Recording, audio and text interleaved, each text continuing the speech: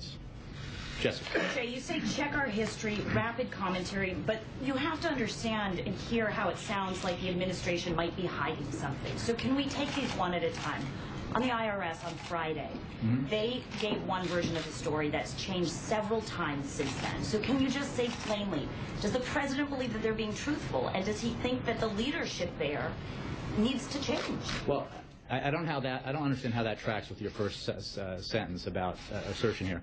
We have seen the reports, as the president said, and if the reports are true, he would consider them outrageous. Even this IRS has acknowledged that some of this wrongdoing has happened. So the president and this administration could agree. And I think you heard the president say yesterday that if it turns out to be the case, and again, there's a lot of reporting, not all of it complimentary, some of it contradictory. He said there was IRS personnel, which sounded like it was isolated. We've now learned that it was. How could IRS personnel be isolated? That could be the entire agency. I mean, it's well, he's facing it.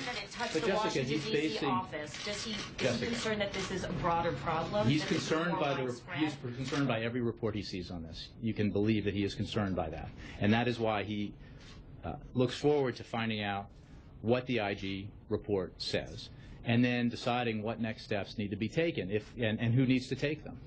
And that's, instead of rushing to conclusions or, perpetrating consequences before we even know specifically what happened and the whole story, would be inappropriate for a president to do. And so, again, he made clear what his view of this action, if there was specific, deliberate targeting of conservative groups or any groups inappropriately, he would be outraged. And he finds the suggestions of that to be outrageous. But we cannot, and we should not, prejudge the outcome of an investigation. What is the consequence of his outrage? We'll see. How could he possibly say what the consequence will be before we know what the facts are? Okay. Shouldn't we let the facts be revealed by this independent Inspector General report before we make some conclusive judgments about what actions need to be taken? On the IRS DOJ story, we understand that you guys can't get involved in a leaks investigation that could touch the White House and the administration, and that it's a legal violation and it's a legal issue if that happened. But this involved multiple months, multiple locations, many phones. Is the president concerned about the breadth of the investigation, about the breadth and depth that the DOJ is using to pursue leaks in general, which has become a priority for this president? He's prosecuted in this administration more people for leaks than every other president put together.